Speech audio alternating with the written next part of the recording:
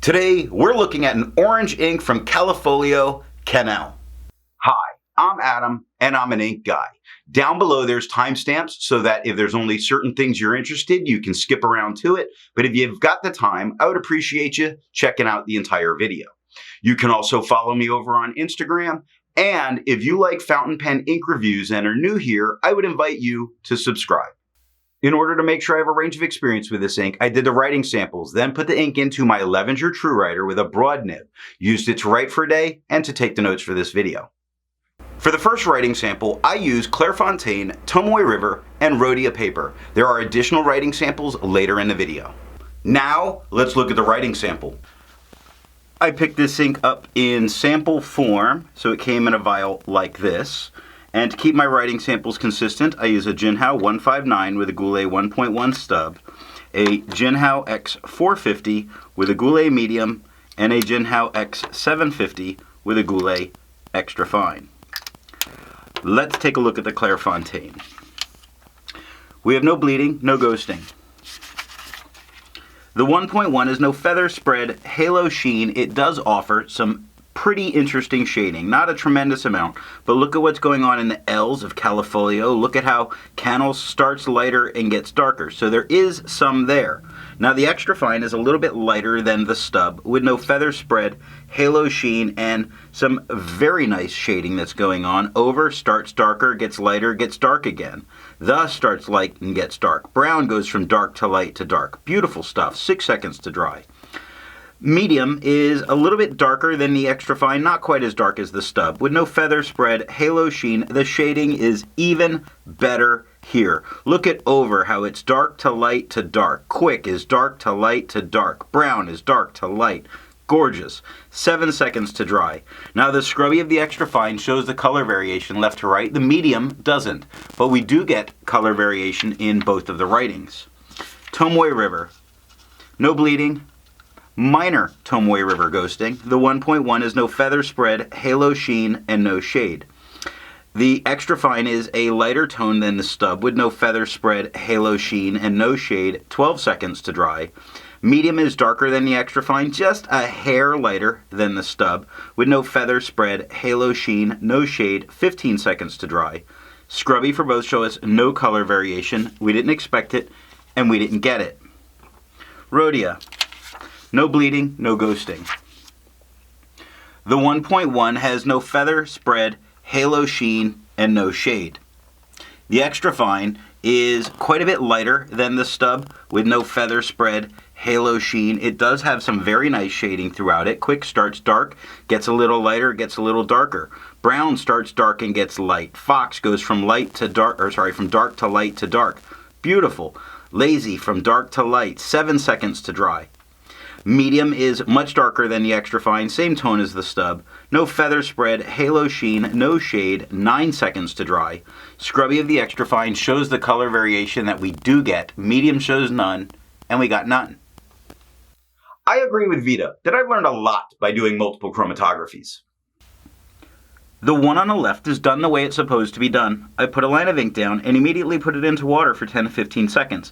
And we see this very, very light peach color at the bottom. Now that light peach color is forming a line. It is immediately getting into this filter paper, which I'm very surprised by. Now it pushes up, we get an orange, and then we get a very bright magenta at the top.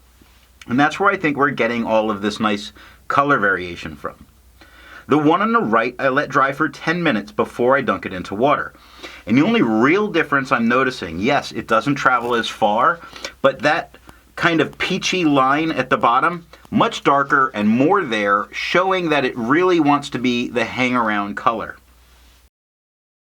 Resistance tests are done to see how well this ink can be expected to perform on the page and how hard it may be to clean from your pen. I let the smear dry for 3 days before testing it. Looking at the highlighter, I'm impressed with how well this did. I feel confident using this in a note-taking situation, even though the top of the lowercase h had a tiny bit of blowout, but basically, it's been unaffected. Now, this was 3 days before I highlighted it. Water is reactivating and lifting this ink off the page. You do see a spot of where the white of the paper is just starting to come through, which means with more than 30 seconds and more than the water just sitting there, I believe that that's all it would take to get it out of your pen. Pen flesh does everything that water does and nothing more, because water's doing pretty darn good. The 1/3 bleach solution you will absolutely not need. It does obliterate it off the page, but it really does bring out a magenta tone that was what we saw at the top of the chromatography. It's just interesting that that's what the bleach showed so easily. I test viscosity or flow by using a tilt test that I've linked in this video. For the inks I've tested, I have found an average viscosity of 2.5, with the realm of normal being from 2.1 to 2.9. Callifolio's Cannelle has a viscosity of 2.01, making this a wet ink. To find my average dry times, I use my writing samples, and for the inks I've tested, I found an average dry time of 17 seconds, with the realm of normal being from 13 to 21 seconds.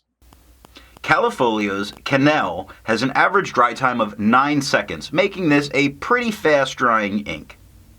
Instead of finding inks that look like Callifolio's Cannelle, I would prefer to find an ink that complements its color on the page. And I wanted to go with a really nice blue, and I decided to go with a shimmering blue. Colorverse Cat. The second writing sample is done on P. Berger, Levenger, and Strathmore writing paper.